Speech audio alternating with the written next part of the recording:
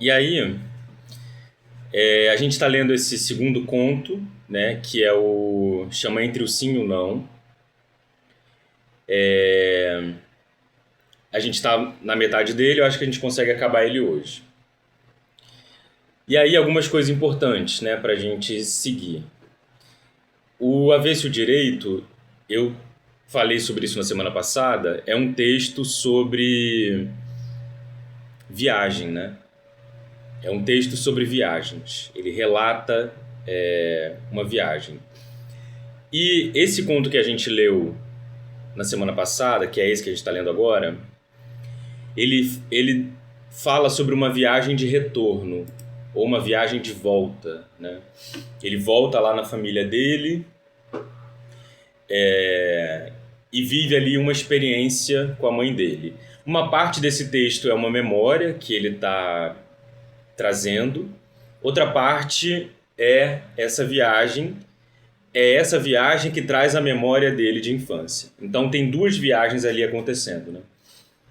A viagem física, material, e a viagem mental, emocional, espiritual, que é esse transporte que a gente faz, esse transporte, como é que fala?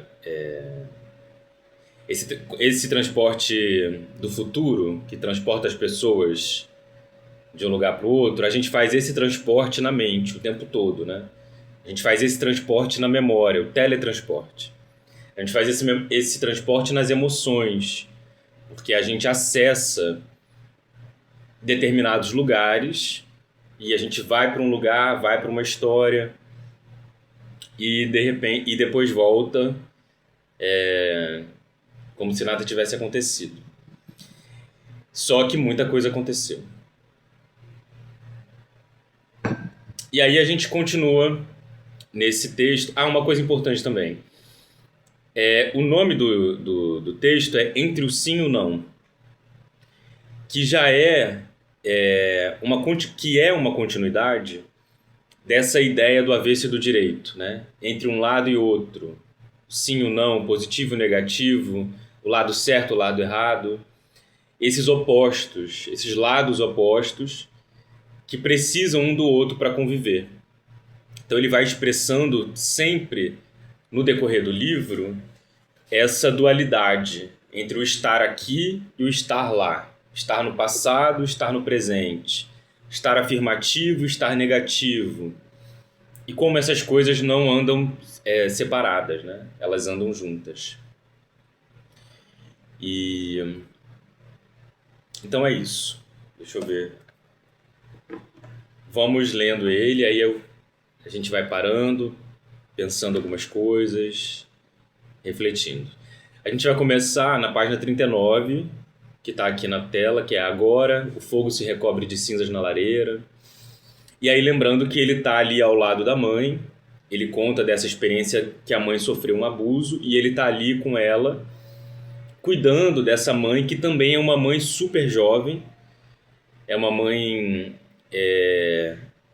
imatura, sem experiência, que também é cuidada pela própria mãe, e que é um tema que ele vai trazer lá no último livro dele, que chama O Primeiro Homem, só que no último livro é em relação mais ao pai, que ele vai chegar à conclusão que o pai dele é um pai caçula, é um pai que ele se dá conta de que ele é mais velho do que o pai, né? E aqui também tem um pouco essa relação, mas em relação à mãe, que talvez ele seja tão maduro quanto a mãe. A mãe dele não é uma representação de maturidade para ele, é uma representação de fragilidade. E o pai é uma representação de imaturidade também, apesar dele não ter conhecido, mas no sentido de que ele é mais velho, de que ele viveu mais, de que o pai dele morreu com 20 e poucos aninhos e quando ele descobre o túmulo do pai ele já está com 40 e pouco. Então ele descobre ser mais velho que o pai. E aí essa relação familiar em que os pais não são representação de maturidade, nem de conforto, nem de segurança, ele traz isso tudo. Mas não significa que não seja de amor. Tem amor, mas é um amor diferente do que se espera, do que se esperaria de um pai e de uma mãe fazer. E é isso. Então vamos lá, vamos continuar. Pode ir, Riso. Agora, o fogo se recobre de cinzas na lareira e sempre o mesmo suspiro da terra. Uma darbuca faz ouvir o seu canto perolado. Uma voz risonha de mulher se abandonava ali. Luzes avançam na baía. São, sem dúvida, os barcos de pesca que voltam ao quebra-mar. O triângulo de céu que vejo do meu lugar está despojado das nuvens do dia, abarrotado de estrelas. Ele estremece sob um sopro puro, e as asas felpudas da noite batem lentamente ao meu redor. Até onde irá esta noite, na qual já não sou mais senhor de mim? Há uma virtude perigosa na palavra simplicidade. E nesta noite, compreendo que se possa desejar morrer, porque diante de uma certa transparência da vida, nada mais tem importância. Um homem sofre e passa por desgraças e mais desgraças. Ele as suporta e instala-se em seu destino. Ele é estimado, e depois, uma noite, nada. Encontra um amigo de quem gostou muito. Este lhe fala distraidamente. Ao voltar para casa, o homem se mata. Fala-se em seguida de tristezas íntimas e de dramas secretos. Não. E se for absolutamente necessária uma causa? Matou-se porque um amigo falou com ele distraidamente. Mesma forma... Até aqui. Vamos parar rapidinho. Ele já falou bastante coisa aqui, bastante informação. E eu fiz umas anotações para a gente pensar aqui algumas coisas. Ele começa falando aqui em cima da darbuca, que é um instrumento, é tipo uma espécie de tambor, assim. Que era próprio dessa região da Argélia. Darbuca. Aí ele fala, darbuca faz ouvir o seu canto perolado e tal. Ele está descrevendo ele está ambientando a gente, né? Aonde ele está, com quem que ele está, o que ele está fazendo e tal. E aí tem uma coisa que ele fala aqui que é muito interessante e que se conecta muito com o que ele fala lá no Mito de Sísifo, que é o outro livro dele, que também é de ensaios. Ele fala aqui assim: até onde irá essa noite, na qual já não sou mais senhor de mim? Ele está falando em relação a essa situação da mãe e em relação a esse tipo de situação em que a gente não tem domínio sobre o que está acontecendo. A gente nunca tem domínio, né? Mas em alguns momentos isso se torna muito evidente. A nossa impotência diante do mundo. E essa impotência, ele vai falar sobre essa impotência usando o nome de indiferença, né? Tem um momento que ele vai falar aqui de novo da indiferença. Aquela indiferença que a gente já está vendo ele falar desde o prefácio. E aí ele trata aqui de uma questão que é a questão que ele vai tratar no Mito de Sísifo, que é a questão do suicídio. É o grande tema do Mito de Sísifo. Mas o que está em jogo na questão do suicídio? É duas coisas. Basicamente duas coisas. Primeiro, a questão do destino. Segundo, a questão da escolha. Que é o seguinte: o que a gente vive, o que a gente passa, é resultado das nossas escolhas ou é resultado de um destino que iria acontecer independente das nossas escolhas? Será que as nossas escolhas nos levam para o nosso destino? Ou é tudo um grande acaso? Essa é a grande questão dele. E aí ele fala aqui uma frase que é quase idêntica à frase que ele fala no Mito de Sísifo, que eu vou ler aqui para vocês agora. É muito copiada dele mesmo. Ele fala assim: o homem sofre e passa por desgraças e mais desgraças. Ele as suporta e instala-se em seu destino. Instala-se no seu destino é que ele aceita, ele fica, ele se resigna. Ele fala, não, é isso meu destino, então é isso aí, eu vou aceitar, eu vou me instalar aqui, eu vou habitar no meu destino. Essa é uma grande questão para ele, né? Aceitar o destino ou lutar contra. E depois, numa noite, nada. Encontra um amigo de quem gostou muito. Esse lhe fala distraidamente. Ao voltar para casa, o homem se mata. Fala-se em seguida de tristezas íntimas, de drama secreto. Não. E se for absolutamente necessário uma causa, matou-se porque um amigo falou com ele distraidamente. E é o que ele vai tratar, é muito do que ele vai tratar no Mito de Sísifo, é que uma das causas do suicídio, ela pode ser completamente banal. Ela pode não ser uma grande causa, ela pode não ser um grande drama, íntimo e secreto, como ele fala aqui. Ela pode ser uma coisa muito mais aparentemente boba, que é um amigo falou mal com você, te tratou de uma forma esquisita, e aí isso é a gota d'água, é o estopim para que a pessoa decida não estar mais na vida, para que ela decida acabar com tudo.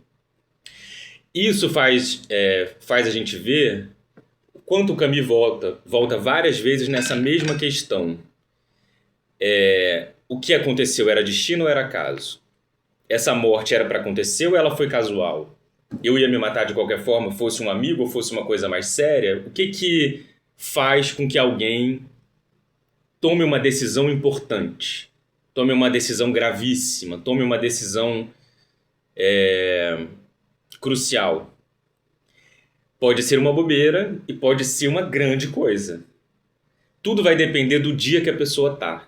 E ele fala muito sobre isso no Mito de Sísifo. Tudo depende daquele dia. Aquele dia que vai definir como que as coisas vão se dar. Se foi um dia bom, se foi um dia ruim.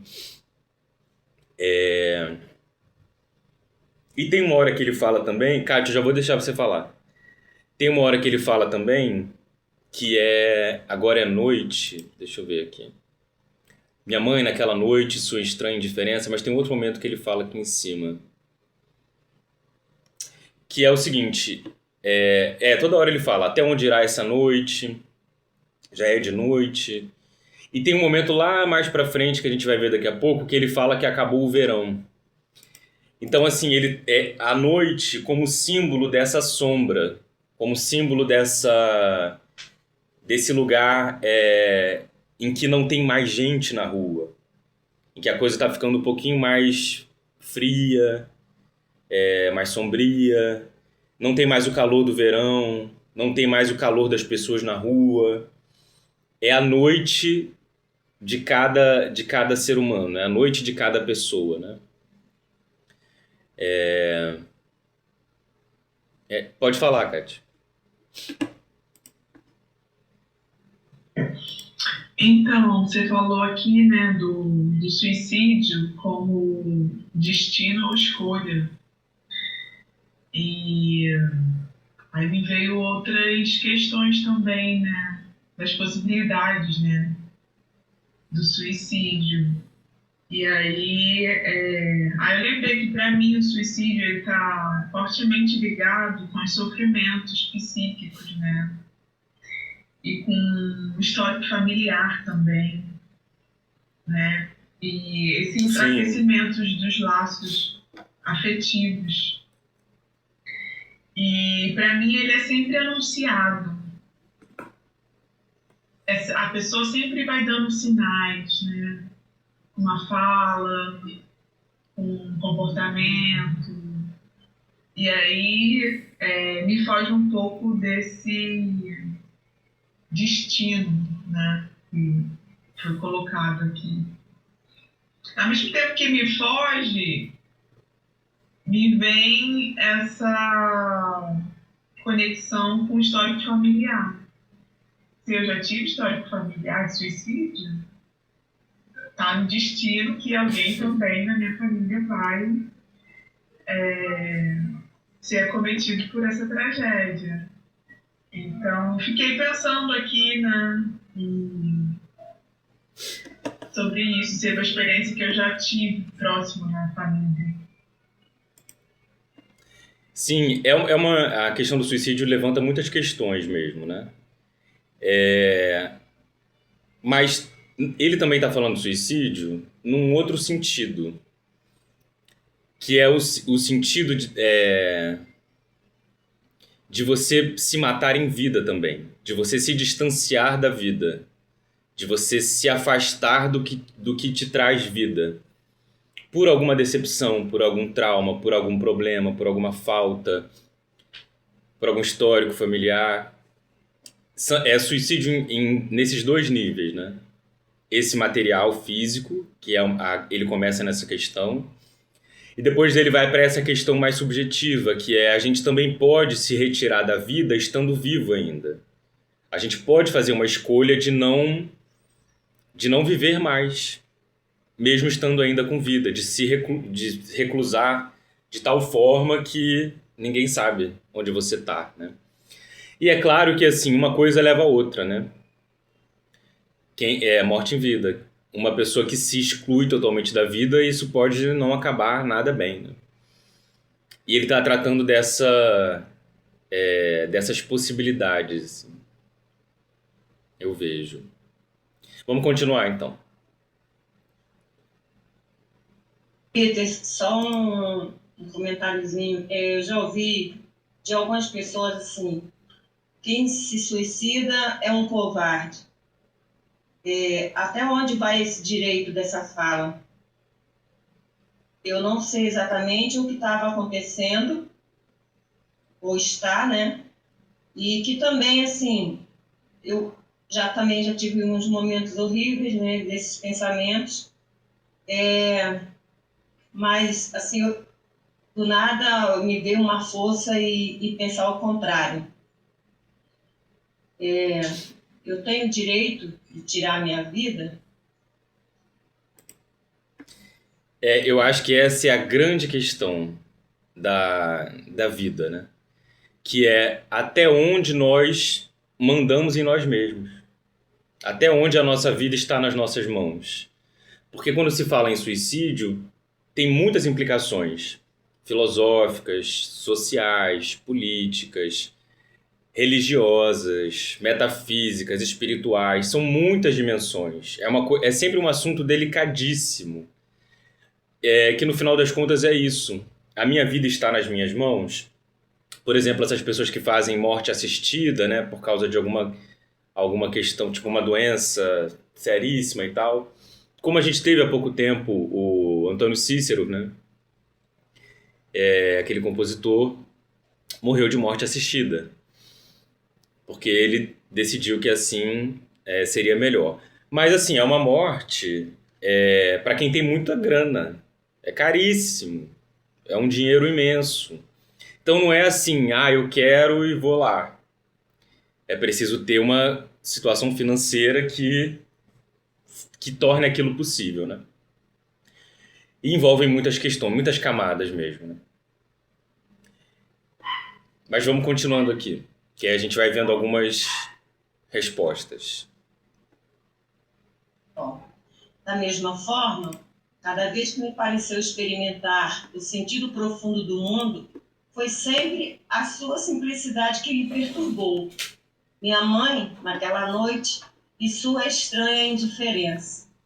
De outra vez, eu morava só, em uma vila de subúrbio, com um cachorro, um casal de gatos e os filhotes, todos pretos. A gata não conseguia alimentá-los. Um a um morriam todos os filhotes. Enchiam o seu cômodo de imundícies. E toda noite, ao voltar para casa, eu encontrava um deles todo esticado, com os beiços arregaçados. Certa noite, encontrei o último, com a metade comida pela mãe. Ele já cheirava mal. O odor da morte misturava-se ao odor de urina. Sentei-me então, no meio de toda aquela miséria, e com as mãos na sujeira, expirando aquele cheiro de podridão, olhei por muito tempo para a chama demente que brilhava nos olhos verdes da gata, imóvel no campo. Sim, esta noite também é assim. Em um certo grau de despojamento, nada mais leva a mais nada. Nem a esperança, nem o desespero parecem juntos. E a vida inteira resume-se a uma imagem. Mas por que parar aí? É simples, tudo é simples. Nas luzes dos faróis, uma verde, uma vermelha, uma branca, no frescor da noite e nos cheiros de cidade e de porcaria que sobe e chegam a mim. Até aqui. Sim. Vamos parar rapidinho. Tá. Só fazer umas observaçõezinhas aqui. Fazer umas observações importantes. Ele fala, começa a falar de um lugar que ele morou, que tinha um gato, cachorro. Ele fala assim, de certa vez, né, de outra vez. Tipo, uma vez na vida eu morava só numa vila, não sei o quê, um gato, cachorro. E aí ele fala sobre uma gata que não conseguia alimentar os filhotes. Ele está estabelecendo aqui uma relação da animalidade com a relação que ele mesmo está vivendo. Uma gata mãe que não consegue alimentar seus filhotes. Em alguma medida ele é esse filhotinho que a mãe não consegue alimentar. E aí ele, ao olhar para essa situação dessa gata, dessa mãe, ele se enxerga naquilo ali. Ou seja, ele enxerga a sua animalidade. Aqui, a nossa parte cruel, assim. A animalidade pode ser extremamente cruel, né? E os animais, muitos animais, têm esse hábito de quando o filhote morre ou não vinga por algum motivo, as mães comem os filhotes, né? E eu me lembro de ver muitas vezes isso acontecendo, porque eu tive gato a vida inteira lá na Dionéia. E eu vi muitas vezes as gatas comendo seus filhotes. Quando eles morriam, quando acontecia alguma coisa assim. É sempre uma cena assustadora. É uma cena de guerra. Pavorosa, assim. Você até se pergunta se dali em diante você vai tratar aquele gato da mesma forma. Tão forte que é a imagem. Mas depois você entende que aquilo é a natureza e que a natureza não tem moralidade. Ela só acontece. Só que ele está fazendo aqui essa relação da mãe gata e a mãe dele, né? Aí tem uma hora que ele fala: o odor da morte misturava-se ao odor da urina. Sentei-me então no meio de toda aquela miséria. Aí ele observa a gata, os olhos verdes da gata, imóvel no canto. Aí ele fala: sim, essa noite também é assim. Então, o que está acontecendo com aquela gata, seus filhotes, a morte, a mãe que come os filhotes, é o que está acontecendo também com ele naquele momento, com a mãe dele. Os dois estão desamparados, ele é um filhote desamparado que a mãe pode comer. A qualquer momento a vida dele está em risco, que a própria mãe dele pode botar ele em risco. A imagem que era da proteção pode ser também da não proteção nenhuma. E tanto ele quanto a mãe estão entregues no destino. Não se sabe o que vai acontecer com eles e não tem garantia nenhuma, nem para a mãe nem para o filhote. Então, por isso que ele vai dizer: essa noite é exatamente assim. É assim que eu me sinto nessa noite. Estamos desprotegidos, eu e minha mãe. Nós dois estamos na mesma. E ele fala sobre o cheiro da morte, né? Que é compreender a finitude das relações, das coisas. A finitude te faz perceber a impotência, né? Pode falar, Kátia. Eu estava pensando aqui, a gente falou sobre destino, não foi, nas primeiras aulas?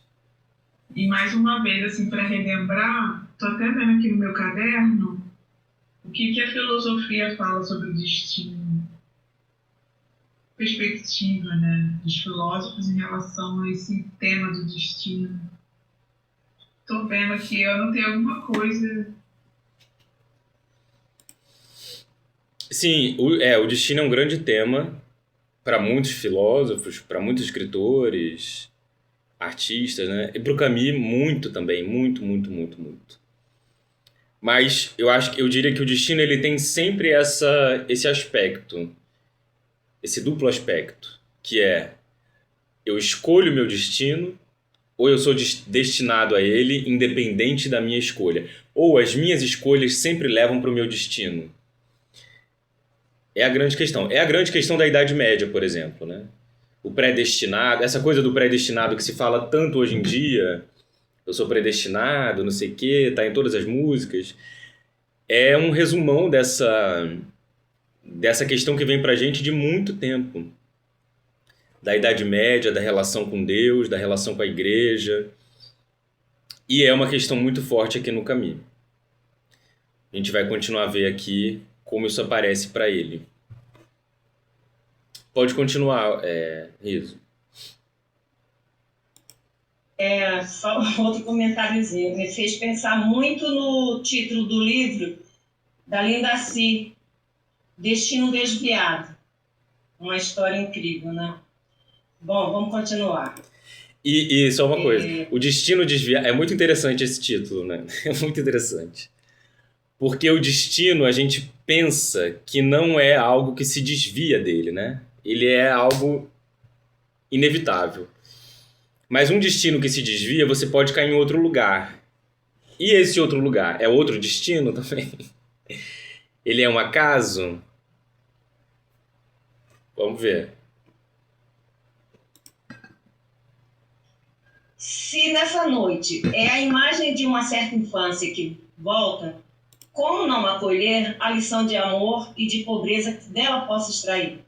Já que essa hora é como um intervalo entre o sim e o não.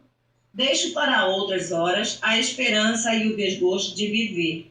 Sim, recolher apenas a transparência e a simplicidade dos paraísos perdidos em uma imagem. E é assim que não há muito tempo, em uma casa de um velho bairro, um filho foi ver a mãe. Sentaram-se um diante do outro em silêncio, mas seus olhares se encontram. Então, mamãe, então é isso. Até aqui, Você rapidinho. Até aqui. Aqui ele volta e fala uma coisa que ele já falou no início. Peraí. E é assim que não há muito tempo, em uma casa de um velho bairro, um filho foi ver a mãe. Ele está falando dele, ele está falando dessa cena, dessa situação. Mas ao mesmo tempo ele está contando como se fosse uma história que contaram para ele, ou uma história que ele ouviu, ou uma história que pode ser de muita gente. Não é uma história que é exclusiva dele. Então ele tem esse ritmo de contar, olha, me contaram, me disseram, diz que não sei o quê. Aí ele começa dizendo, há muito tempo, uma casa, um filho foi ver a mãe. E aí ele vai contar essa conversa, que é uma conversa com pouquíssimas palavras e com palavras curtas, mas que é o que é possível de diálogo entre esse filho e essa mãe. Pode ir. Então, mamãe, então é isso. Você está entediada? Não estou falando muito? Ah, você nunca falou muito. E um belo sorriso sem lábios dissolve-se no seu rosto. É verdade, ele nunca lhe falhou. Mas na realidade, para quê? Calando-se, a situação se esclarece. Ele é seu filho, ela é sua mãe. Ele pode dizer-lhe, você sabe. Ela está sentada ao pé do sofá, com os pés juntos, as mãos juntas sobre os joelhos. Ele, na sua cadeira, mal olha para ela e fuma sem parar. Um silêncio. Você não deveria fumar tanto. É verdade. Todo o cheiro do bairro sobe pela janela. O acordeão do café vizinho, o tráfego que se apressa à noite, O cheiro das brochetes de carne grelhada que se come entre pequenos pães elásticos. Uma criança que chora na rua. A mãe levanta-se e pega o tricô. Tem os dedos dormentes que a artrite deformou.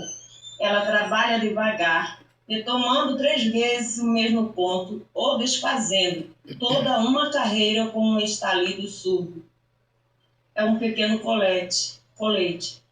Vou usá-lo com uma gola branca. Isto e o meu casaco preto. E estarei vestida para a estação. Levantou-se para acender a luz. Agora escurece cedo. É verdade. Não era mais verão e ainda não era outono. No céu Rapidinho. suave. Aí aqui ele estabelece, não era mais verão. E também não era ainda outono. Então, não é mais verão, ele marca o tempo físico, humano, biológico, terreno das coisas, né? O tempo da materialidade do mundo. Mas, ao mesmo tempo, ele está falando de um tempo que não é mais tão solar, que não é mais quente, que não é mais de estar na rua, que não tem aquela alegria, aquela efervescência, a euforia dos tempos de muito sol. É um tempo que as coisas estão mudando. E ele fala, não era mais verão e ainda não era outono. Ele está entre o sim e o não. Não é nem um tempo, não é nem outro. Não é nem muito calor, não é nem muito frio. A gente está no meio, no limbo, no umbral, numa coisa que não chegou nem lá nem cá. A gente está no meio, dentro dessa situação que ele está expondo, né? Pode continuar. É verdade, não era mais verão e ainda não era outono. No céu suave ouvia-se ainda o canto das andorinhas. Você vai voltar em breve? Mas nem fui embora ainda. Por que fala nisso? Não, era para dizer qualquer coisa. Passa um bonde, um automóvel. É verdade que sou parecido com meu pai? Ah, é o pai cuspido e escarrado. É claro, você não o conheceu. Tinha 6 meses quando ele morreu. Mas se você tivesse um bigodinho... Até aqui. Ele... Parar rapidinho. Era nessa pergunta que eu queria chegar. E aqui já é o final do conto, né? Já é o final do ensaio. Por quê? Ele faz toda essa construção imensa, fala da mãe, fala do trabalho da mãe, fala da fragilidade, dá a ambientação do lugar, fala da relação com a gata, ele lembra de uma gata em algum momento que ele teve, faz essa associação sutil entre a relação dele e a mãe e a relação da gata com os filhos, para chegar no final das contas no lugar onde ele queria chegar, que era essa pergunta que ele queria fazer. E aí eles ficam ali em silêncio, tem aquele tédio, ele pergunta se ela está entediada, não sei o quê, ela faz uma pergunta, aí ele fala, por que você está falando isso? Aí ela fala, não, era só para falar qualquer coisa, para não ficar aquele silêncio entre a gente. E aí ele fala assim, passa um bonde, um automóvel, que passa uma coisa e a gente ainda está em silêncio, a gente não fala, a gente ouve o que está acontecendo lá fora. Passa o ônibus, passa carro, passa moto. E enquanto as coisas vão passando lá fora no mundo, vão passando na nossa cabeça também.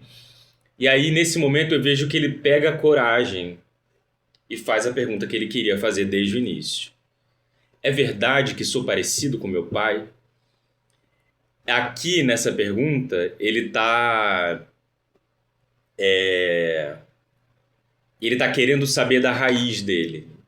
Ele está querendo saber uma coisa que nunca contaram para ele, nunca falaram muito bem, nunca esclareceram.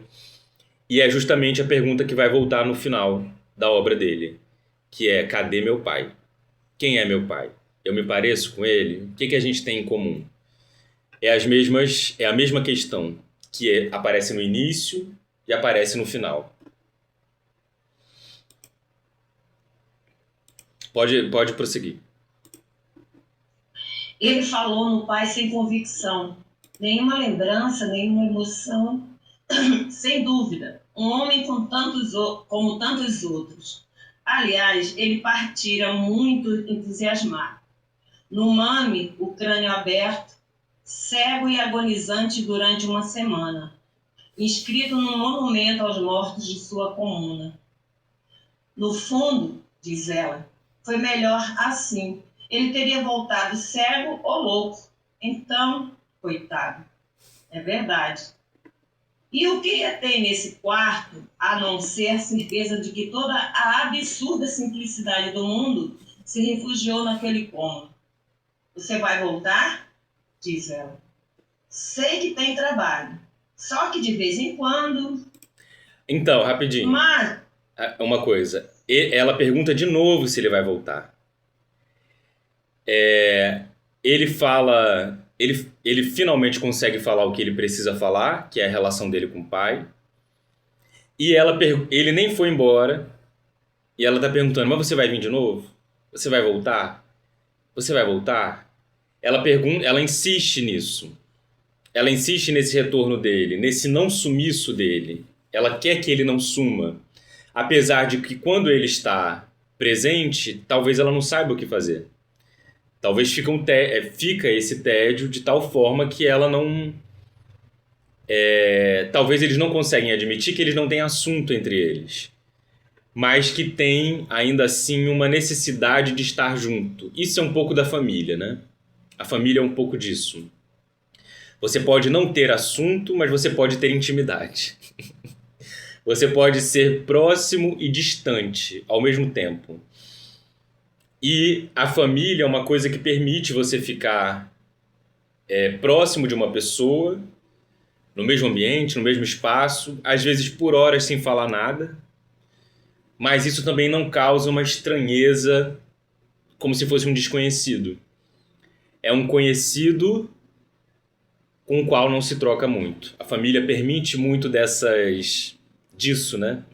Dessa estranha intimidade. Eu acho que eu até falei isso aqui na semana passada. Tá, deixa eu só comentar umas coisas aqui que eu lembrei. Ela fala assim, você não devia fumar tanto. É tipo uma coisa assim, eu tenho que falar alguma coisa, eu tenho que chamar atenção, eu tenho que dizer alguma coisa sobre isso. Aí ele fala, é verdade. É aquela concordância assim que não vai chegar muito em nenhum lugar, mas que alguma coisa tem que ser falada para não ficar um vácuo tão grande, né? Vamos conseguir, vamos prosseguir, quer dizer. Quando a gente encontra alguém, né, e não tem muita intimidade e pergunta, será que vai chover? Será que vai fazer sol? Né? São esses assuntos preenchedores de espaço. Só que quando você não conhece alguém, tudo bem, você falar do tempo, esse tempo não sei o que e tal, é normal. Agora, quando você tem intimidade e o assunto continua sendo o tempo, então tem alguma coisa, né?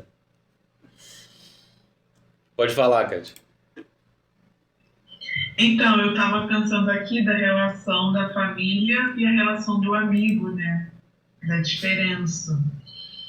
E aí até me veio que eu coloquei na mensagem, né? Na família é um estranho, um familiar estranho, né? Que você não consegue estabelecer um diálogo assim mais próximo, mais íntimo, que você tem com um amigo, que é um estranho, mas que já tem essa profundidade nas relações, né?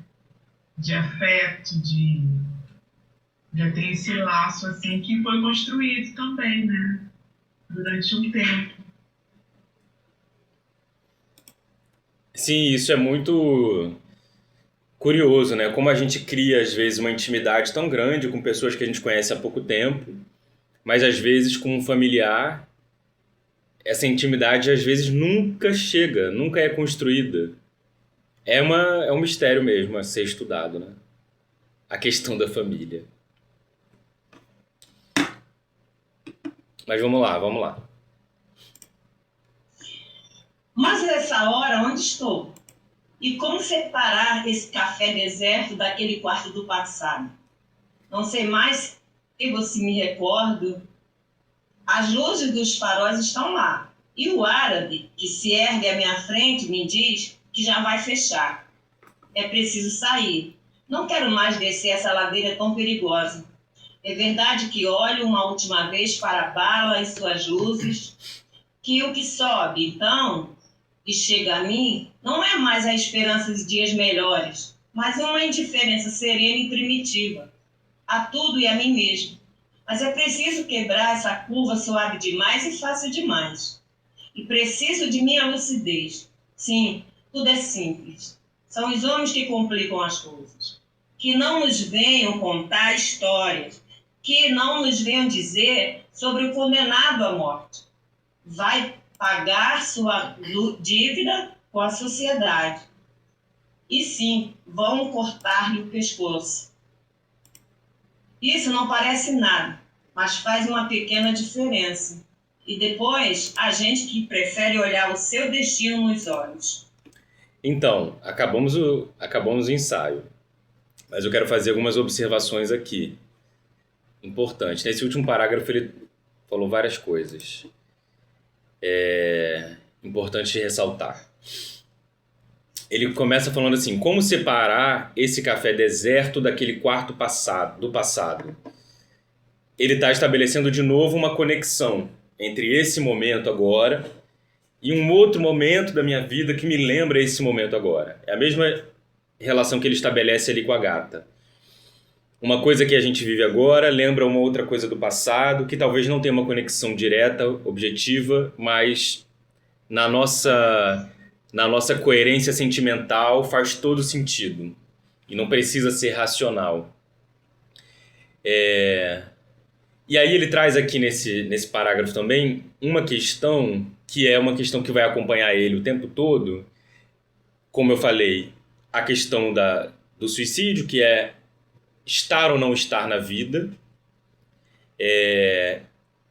E tem a questão que acompanha essa do suicídio para ele, que é do condenado à morte. Ele vai usar muito essa imagem do condenado à morte. Tem um caso que eu não lembro agora onde que eu li, não sei se está nesse livro aqui que a gente está lendo, mais lá para frente. Eu vou dar uma procurada, porque eu quero voltar nisso depois. Mas é o caso que ele conta sobre o pai dele. Uma das poucas coisas que ele sabe sobre o pai. Que esse pai, quando era jovem, vai assistir uma morte. Dessas mortes por enforcamento, apedrejamento, uma coisa assim. Houve épocas e lugares onde isso era extremamente comum, normal, matar pessoas como julgamento. E esse pai dele vai assistir essa morte. Tipo no centro da cidade e tal. E quando ele volta completamente perturbado e parece que a vida dele nunca mais é a mesma depois desse acontecimento. Isso marca ele profundamente para sempre. O Camus usa essa imagem do homem condenado à morte em vários momentos. No Estrangeiro, quando Meursault é condenado à morte.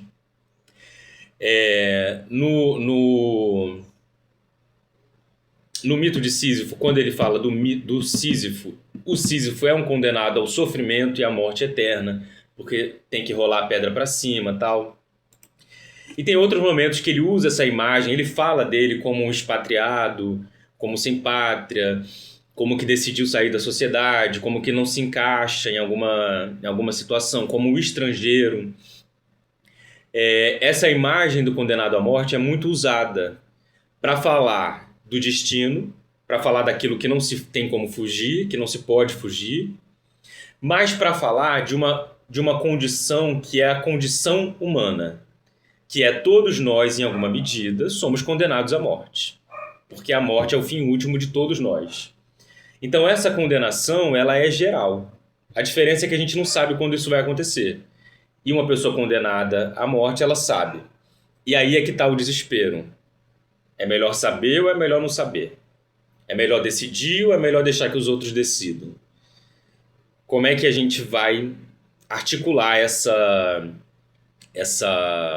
as possibilidades da morte, né? Esse condenado à morte, ele é em alguma medida todos nós. Todo mundo vai chegar nesse lugar. Mas de que forma?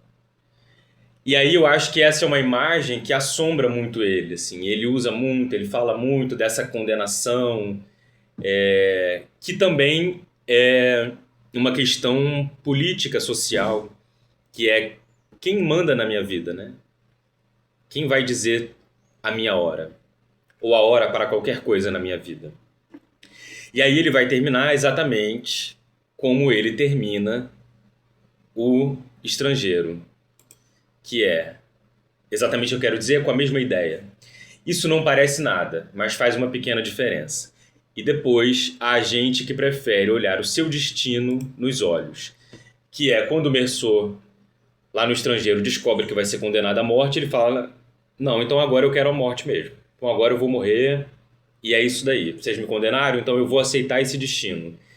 E é sobre isso que ele está falando aqui. Olhar o destino nos olhos. Encarar o destino. Encarar o que vem. Não fugir do que vem. Não fingir que não é real. Não fingir que isso não tá existindo. Encarar. Olhar o destino nos olhos. Se ajustar a ele. Andar com ele. Sofrer com ele. Se alegrar com ele. Estar junto do seu destino. Essa é a grande questão, assim, que ele vai tratar nesse texto e em vários outros textos. E eu acho curioso porque esse é o primeiro livro dele, né? Então todos os temas já estão ali em germe, já estão ali como semente, que depois vão ser desenvolvidas em outros trabalhos, outros livros, outros ensaios, outras entrevistas. Olhar o destino nos olhos. E aí, gente, alguma coisa para dizer?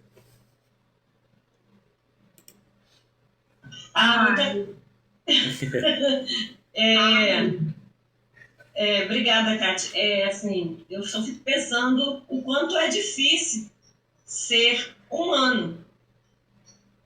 Ter que lutar, lidar, aprender com todas as questões que são próprias, né? E que vem ainda extras. E você tem que ter saúde mental, física.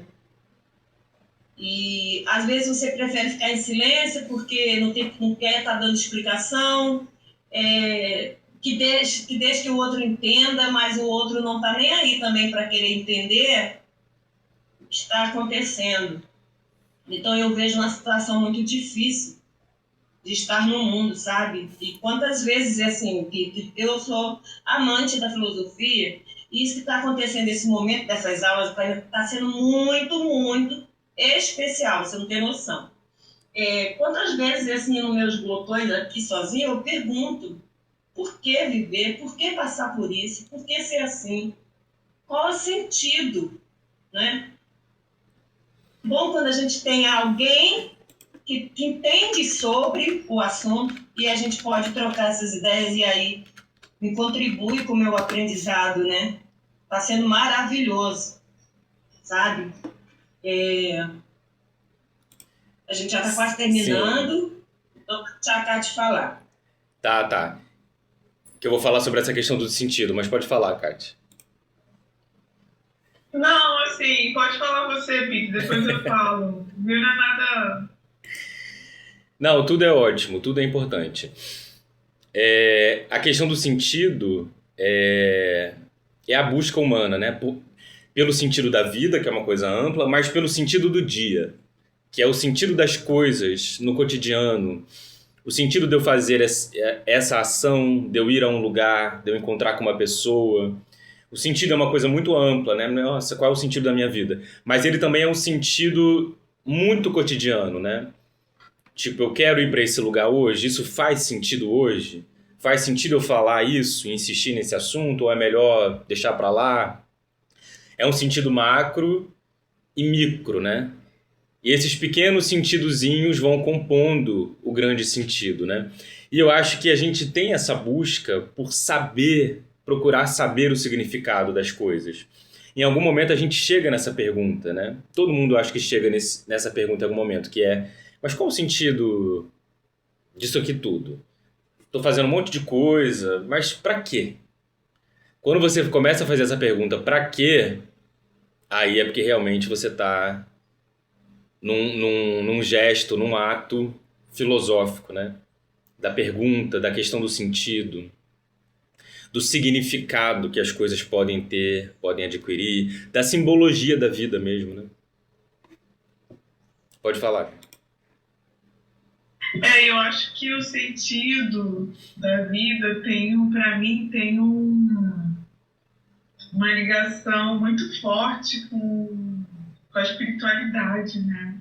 Com essa coisa transcendental, assim, com esse invisível, né? Que a gente não consegue ver e que acontece, que você...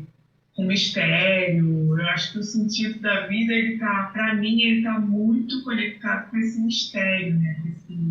O mistério da vida, né? Poxa, por que aconteceu isso com os acasos, né? Com as sincronicidades? Também é uma coisa que eu estudo, né, na formação. E que foi uma coisa que me capturou, né? Que me chamou, assim, esse interesse para estudar Jung, que ele se debruçou sobre esses assuntos, né? Da sincronicidade, principalmente do acaso. Então, eu acho que o sentido da vida tem isso, assim. Eu acho que a cada dia a gente descobre um pouquinho, assim, sabe? Ou não também, né? Mas a cada coisa que acontece, eu falo, caramba, isso aqui faz sentido, cara. Não é possível. É isso que eu tô falando. Quando a coisa faz sentido, né? Né? Quando aquela coisa que é de outro lugar. Quando aquela conexão, aquela coisa aparentemente sem sentido faz sentido, aí é quando a vida vale a pena, né? Que você fala, nossa, isso daqui bateu. Isso aqui agora bateu, fez sentido, Sim. Conectou. Sim, igual, por exemplo, esse momento que a gente está vivendo agora, né? Com essas aulas de filosofia e arte. Gente, era tudo que eu precisava. Que a Riso também talvez precisasse, que é a Edilene. Então, assim, para mim faz muito sentido essas aulas. Para minha formação na pós-graduação, para o meu interesse sobre psicanálise, para minha vida pessoal e para as minhas questões, né? Para os meus sofrimentos psíquicos também, para clarear, para discutir, para pensar. Então, assim, para mim faz sentido essa caminhada, esse estar no mundo, hoje, por exemplo. Não, para mim... Né? Hoje faz sentido. Olha só. Eu vou numa contação de histórias de mulheres. Nossa, isso faz muito sentido para mim. Sim, sim. Obrigado, amiga. Mas é como eu falei, né? Antes também, né? Que essas aulas estão sendo totalmente especiais, sabe? Fazendo sentido para minha vida, né? Um assunto, um tema, a filosofia que eu gosto, e não sei por que eu escolhi a pedagogia, mas assim, nunca é tarde para aprendermos, né? Então, por que agora que veio agora?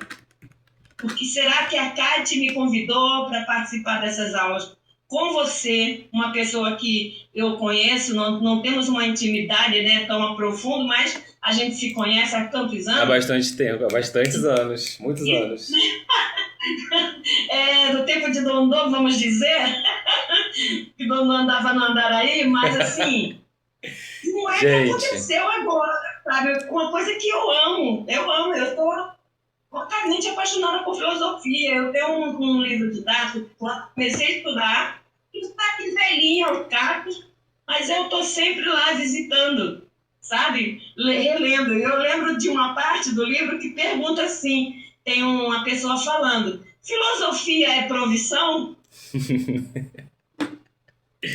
Gente, o nosso tempo está acabando. Vai encerrar a qualquer momento. Aí eu vou fazer um link novo e a gente continua, porque tem ainda algumas coisas que eu quero comentar.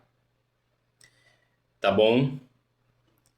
Então... Bom, a gente volta aqui, ó. 11h05. Tá bom. Vou mandar o link lá no grupo. Beijo. Então, gente... Eu quero aproveitar esse tempinho para a gente começar a ler o outro texto, que está aqui, na página 43, que chama Com a Morte na Alma. Não, a gente vai ler só essa primeira página, segunda no máximo, só o iniciozinho. Porque aqui nesse texto, ele começa a falar sobre a viagem mesmo, né? Até aqui a gente viu a viagem que é a viagem interna, a viagem pessoal, a viagem afetiva, emocional. E agora a gente vai ver a viagem como viagem de ir para outro lugar, longe do seu lugar de nascença, do seu lugar de conhecimento, do seu lugar de referência. Agora ele está indo para uma outra dimensão material, física, geográfica, né? Digamos assim. E aqui ele fala um pouco sobre o quarto de hotel, que é uma coisa que ele falou lá no prefácio, sobre o prazer de estar no quarto de hotel e tal. Aqui ele vai falar do quarto de hotel não exatamente como um prazer, mas como uma questão ali que se apresenta. Vamos continuar? Riso tá aí? Sim. Então vamos. Com a morte na alma. Tá, a gente vai ler esse iniciozinho, vou dar uma paradinha, mas não muita coisa não. Tá. Cheguei a Praga às 6 horas da tarde. Deixei logo a bagagem no guarda-volumes. Tinha ainda 2 horas para procurar um hotel. E sentia-me inflado por um estranho sentimento de liberdade, porque minhas 2 malas não me pesavam mais nos braços. Saí da estação, caminhei pelos jardins e, de repente, me vi lançado em plena avenida Venceslas, fervilhante de gente àquela hora. À minha volta, 1 milhão de seres que tinham vivido até então. Nada transpirara para mim de sua existência. Eles viviam. Eu estava a milhares de quilômetros do país familiar. Não compreendia a língua. Todos andavam depressa. E, ao me ultrapassarem, todos se desligavam de mim. Perdi o passo. Isso, até aqui. Ele já começa ambientando a gente nesse novo lugar que ele tá, que é um lugar que ele não conhece, que não é familiar, é outra língua, ele não sabe o que espera ele, a gente nunca sabe, mas se a gente tá numa cidade que a gente conhece, ao menos a gente tem algumas noções de por onde ir, de por onde não ir, de onde pode comer, o que quer ver e tal. Aparentemente ele não sabe nada aqui do que vai acontecer ali, ele não conhece a cidade, ele está completamente entregue à sorte ali, ao acaso, né? E aí ele fala assim, milhões de seres que tinham vivido até então, todos andavam depressa, e ao me ultrapassarem, todos se desligavam de mim, perdi o passo. Ele vai falando sobre essa passagem, né? Da vida, desses encontros desencontrados da vida, né? Que as pessoas passam por você. E ele vai dizer, perdi o passo, perdi o ritmo, né? Perdi a conexão com aquele lugar, o ritmo de andar ali. Tá? Pode falar isso.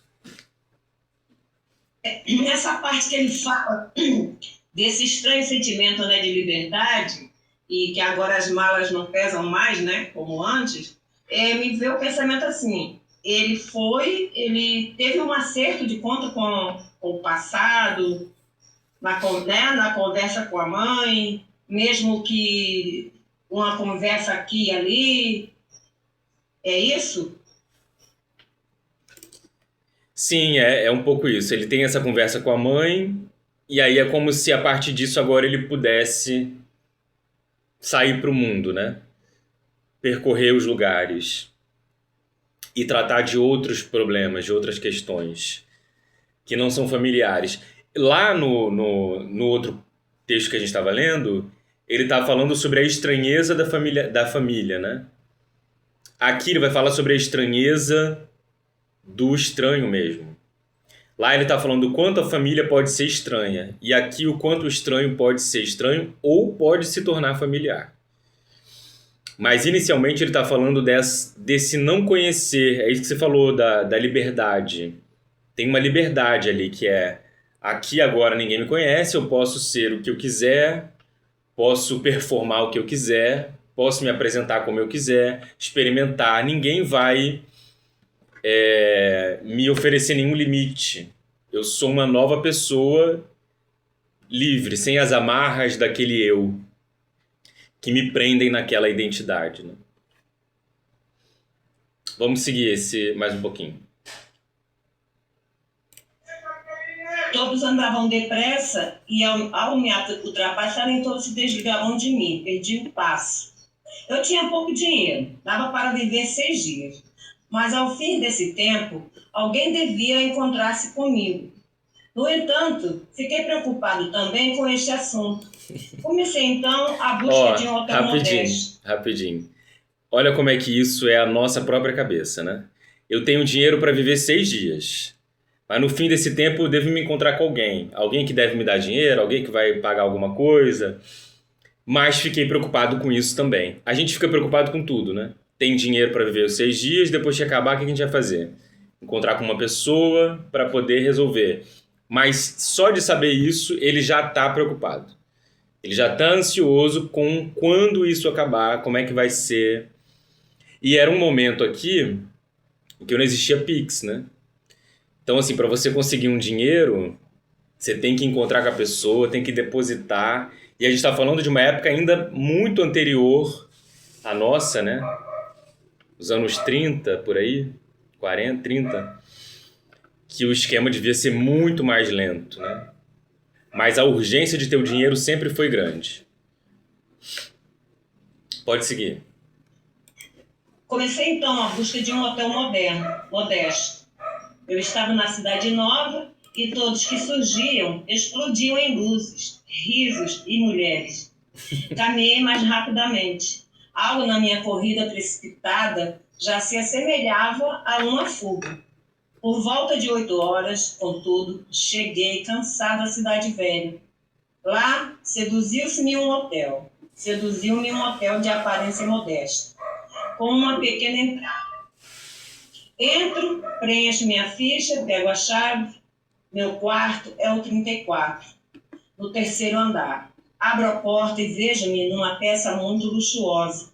Procuro uma indicação de preço. É 2 vezes mais alto do que eu pensava. A questão do dinheiro torna-se espinhosa. Só consigo viver de modo pobre nessa grande cidade. Aqui, rapidinho. Ele traz de novo essa questão do dinheiro, que é a questão do mundo, né? A questão do dinheiro torna-se espinhosa. Só consigo viver de modo pobre nessa cidade grande. Mesmo na cidade grande, mesmo num hotel, mesmo ali de passagem, é sempre de uma maneira precária que ele vive. Na maior parte das vezes, a precariedade é grande e mostra a sua face. E ele fala assim, uma coisa que também eu acho muito interessante, que é: procura uma indicação de preço. É 2 vezes mais alto do que eu pensava. Então ele está lidando com essa urgência do dinheiro, da falta, e ao mesmo tempo um desejo enorme de liberdade e de conhecer e de expandir, passear, mas tem uma limitação ali, que é a limitação financeira, que é a limitação do não vai muito longe, você tem que se conter um pouco. Pode seguir. A inquietação, ainda pouco diferenciada. Kátia, quer falar? Quero. Como que a filosofia vê o dinheiro, né? E o capitalismo? Qual é essa perspectiva, né, da filosofia? Nossa, interessante, amiga. O capitalismo tem muita gente que analisa o capitalismo. O Deleuze mesmo, né? e o Guattari, lá no Capitalismo e Esquizofrenia, que são 2 livros. Eu acho que, seguindo um pouco a linha do pensamento do Deleuze, ele fala muito sobre o capitalismo como sendo, não só o Deleuze, o Marx também, como sendo o tempo das urgências, né? E da urgência em que o tempo se transforma em dinheiro, né? E o dinheiro é uma coisa muito louca, né? Porque o dinheiro ele não é comida, não é bebida, não é roupa, ele não é relação, ele não é um bem essencial para a vida, né? Você não come ele, você não bebe ele, mas ele permite que essas coisas, que a gente tenha essas coisas, né? Eu acho que eu vejo muito na filosofia trazendo essa relação do capitalismo com a urgência e com a transformação do nosso tempo em dinheiro. Mas também tem alguns pensadores que vão falar muito do capitalismo como espetáculo, né? Até a Rizzo colocou isso ali em algum momento. A sociedade do espetáculo, em que tudo é feito para ser visto, para ser memorável, para ser lembrado, para ser pagável também, né? Para ser exclusivo, para ser quem tem muito dinheiro. E acho que eles vão falar também um pouco sobre as consequências desse modo de vida para a psique humana, né? Para os afetos, para as relações, como isso também nos torna extremamente acelerados, rápidos e tentando transformar tudo em ganho material. É um hipermaterialismo, né? Acho que é um pouco por aí, essa questão do dinheiro. A inquietação, Pode continuar. ainda há pouco indiferenciada, agora fica precisa. Sinto-me oco, vazio. No entanto, um momento de lucidez sempre me atribuíram com ou sem razão a maior indiferença em relação ao dinheiro. Quem vem fazer aqui essa tola apreensão? Major se põe em movimento. É preciso comer, caminhar de novo e procurar um restaurante modesto. Não devo gastar mais do que 10 coroas em cada refeição. De todos os restaurantes que vejo, o menos caro é também o menos acolhedor. Passo e torno a passar. No interior, finalmente percebem minhas manobras. É preciso entrar. Trata-se de uma pequena taberna subterrânea, bastante escura, pintada com afrescos pretensiosos. O público é bastante diversificado. A um canto, algumas moças fumam e falam com um ar sério. Os homens comem, a maior parte deles sem idade e sem cor. O garçom, um colosso metido em um smoke gorduroso, avança na minha direção com sua enorme cara inexpressiva. Rapidamente aponto ao acaso um prato no cardápio, incompreensível para mim, mas parece que isso vale uma explicação. E o garçom me faz uma pergunta em tcheco. Respondo com um pouco que sei de alemão. Ele desconhece o alemão. Eu me irrito. Ele chama uma das moças, que se adianta com uma pose clássica, mão esquerda no quadril, cigarro na direita e um sorriso molhado. Ela senta-se à minha mesa e me faz perguntas no alemão que julgo tão mal quanto o meu. Tudo se explica. O garçom queria me louvar o prato do dia. Como um bom jogador, aceito o prato do dia. Até a moça aqui. fala comigo. Até aqui, rapidinho. Vamos parar aqui, hoje. Aí eu vou fazer uns comentáriozinhos.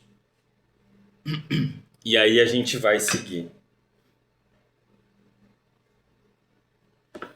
Ele está narrando essa procura pela comida, né?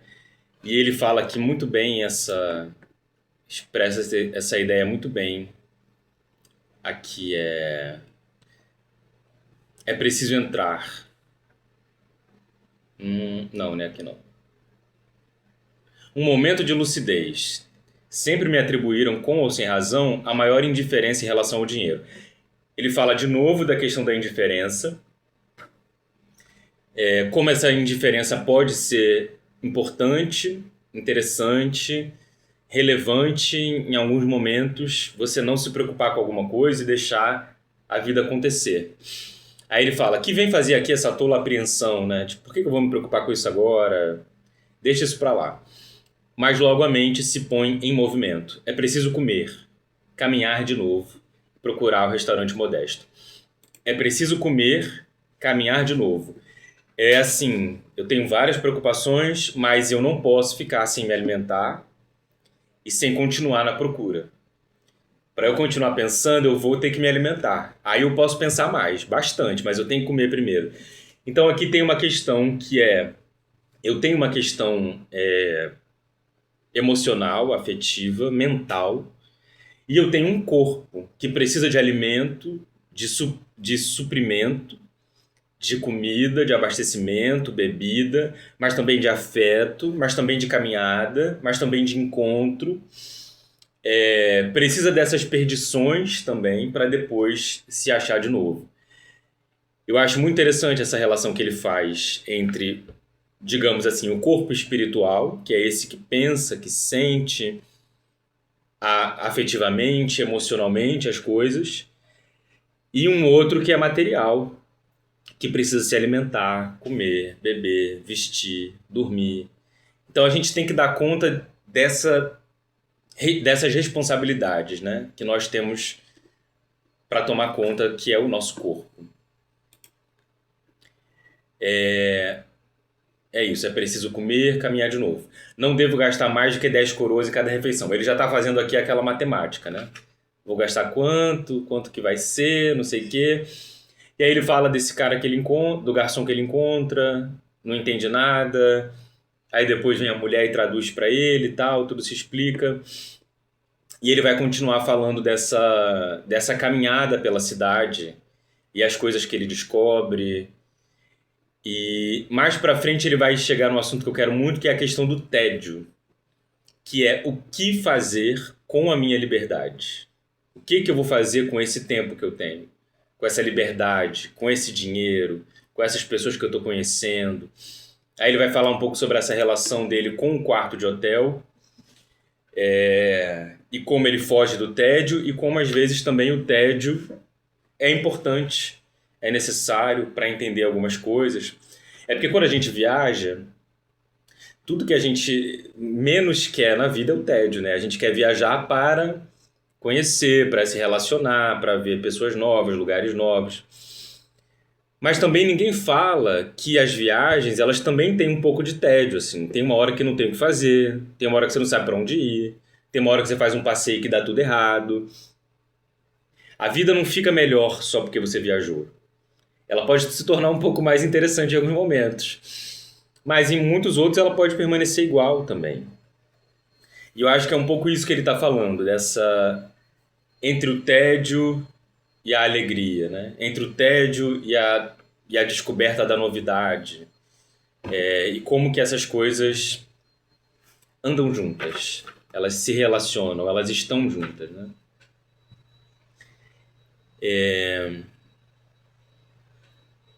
Acho que é isso, gente. Por hora.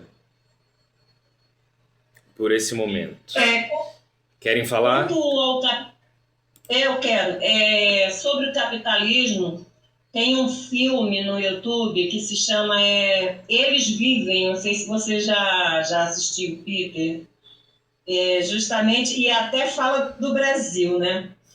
Então é assim, o dinheiro é seu Deus. Assim, são pessoas... A elite aparece, né? É um filme, assim, cara, que eu fiquei, sabe, estremecida, reflexiva.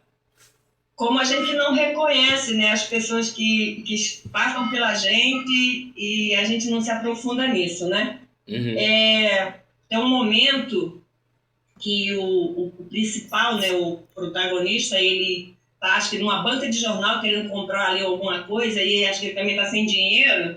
E quando ele olha para o lado, tem aquelas pessoas bem arrumadas, bem vestidas.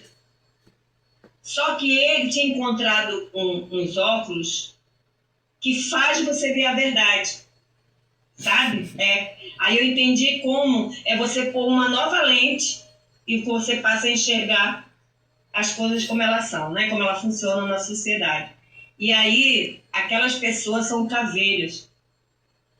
Só tem um rosto de caveiras, e nas mãos essas pessoas têm um dinheiro. E aí ele começa a ver aqueles letreiros assim, né, nos prédios: seu Deus é o dinheiro.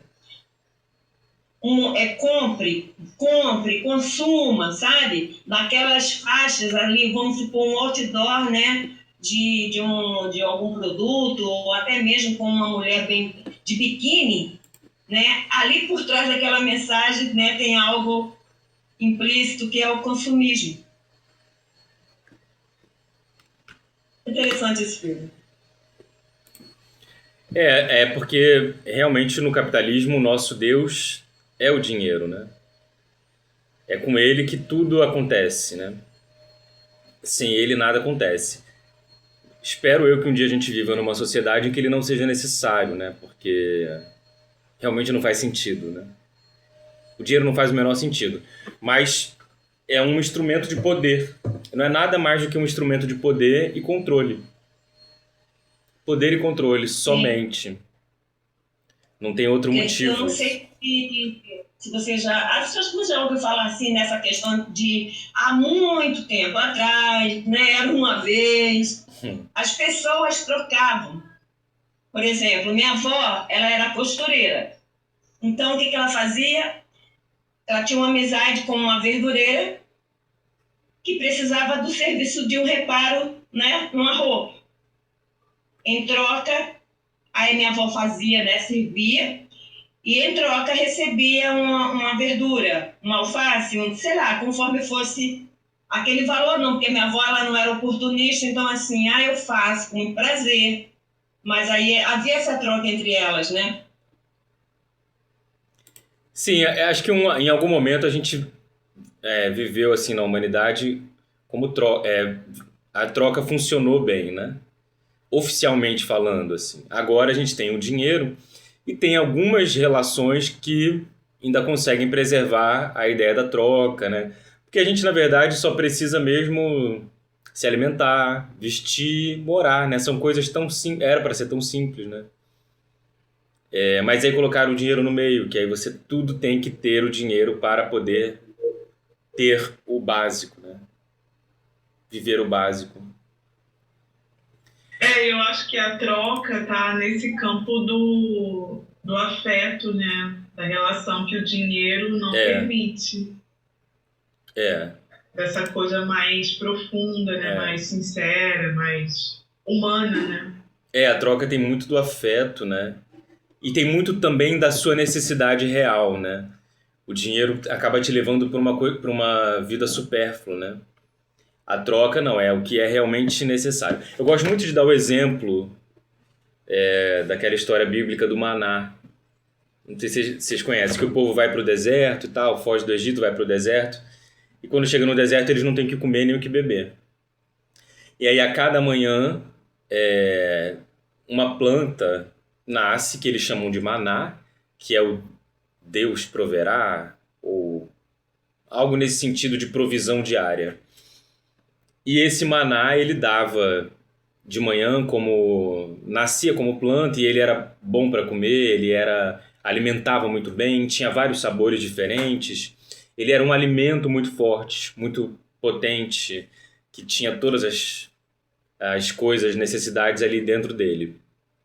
E esse maná ele tinha uma coisa peculiar, que você não podia guardar o maná, porque ele estragava.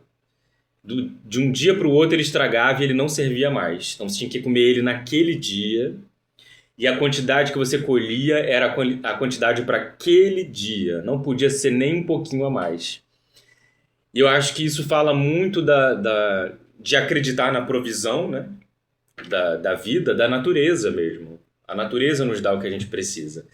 E se a gente guarda muito, aquilo já não presta mais. A cada dia o seu mal e o seu bem, né? Mas a gente vive justamente na acumulação, né? O capitalismo é a ideia de acumulação, né? Acumular o que eu preciso e o que eu não preciso, mas eu acho que eu vou precisar. Então vai acumulando indefinidamente. E aí o que acontece? Uns ficam muito acumulados e outros nada acumulados. E não se divide, né? Não há uma troca. A desigualdade, né, sociais, né? Sim, estão todas baseadas nisso, né? Me fez também lembrar dos encontros com a Kate, aqui em casa, né, uma noite que dormiu aqui comigo, que foi muito bom, essa companhia, sabe? Essa troca de... Nós conversamos muito, anotamos algumas coisas, inclusive sobre casa, a palavra casa, o que é a casa, né? Então, ela foi anotando, eu fui falando para mim, né, o significado de casa, e ela também escreveu, e é esse acolhimento, é esse afeto, é essa troca, né? Esse momento de compreender o valor da amizade, de estar junto, também de reconhecer o outro quando ele está passando alguma dificuldade, porque ela e a Aline fizeram isso comigo, perceberam que eu não estava bem, e vieram me acolher. Em troca, fizemos uma comidinha, um lanchinho, sabe? Compartilhado, e foi maravilhoso. Maravilhoso. Dinheiro paga? Sim. Eu acho que Pois é. essa troca, a gente não pode perder isso, né? Essa dimensão da troca do afeto, né? Que eu acho que é tudo que o capitalismo quer matar, quer fazer as pessoas indiferentes, não indiferentes aqui do que a mesma indiferença que o Camus está falando, é uma outra indiferença, uma indiferença ruim, hostil, que ignora a existência das pessoas, que não tem empatia. A gente vive num mundo que fomenta a não empatia, não olhe para ninguém, não se preocupe com ninguém, vá embora e seja egoísta, né? Mas existem lugares em que isso se rompe, né? Em que isso se quebra, em que essas coisas perdem a força. Né? Por exemplo, nas amizades, nas relações, nesse momento aqui que a gente está tendo também, de ler, de compartilhar, de ter essa troca, né? Isso é saúde. Isso é saúde. Como, por exemplo, é um professor, né? E você não retém para você o que você aprendeu, né? O que você já sabe, você está compartilhando com a gente. Porque a troca está sendo muito boa, né? Se não tem troca, não faz sentido. Não faz sentido. Aqui pensando que... Né? É o sentido da vida. Estou pensando aqui, lembrando assim, agora, né? A gente, nós seres humanos, como amigas, o nosso suporte, apoio, temos a nós. Mas sem o dinheiro a gente não faria um lanche coletivo. Aí, quer dizer, um pouquinho daqui, um pouquinho de lá, a gente fez, nossa... Eu acho que eu até fiquei com algumas coisas que elas deixaram, sabe? E saber. A gente não tem como tirar totalmente o dinheiro da nossa vida, né? Mas, em alguma medida, a gente vai precisar dele. Enquanto esse capitalismo aí continuar... Esse nosso capitalismo está ruindo, né? Aos poucos ele está ruindo, mas vai demorar ainda um tempo. O dólar vai deixar de ter a importância que tem, né? Todo esse conflito aí que está rolando... Loucuras. Quero nem falar sobre isso. Mas uma coisa interessante é que nesse livro aqui do Camus, no Henry Miller que eu comentei, eles estão falando justamente sobre escrever antes da guerra chegar. Escrever enquanto a guerra não chega. Viver enquanto dá tempo, porque uma hora as destruições acontecem, né? Então vamos escrever e ler. Ler e escrever. É isso, gente. Tá bom. Obrigado, Peter. Obrigado, Risa. Obrigado.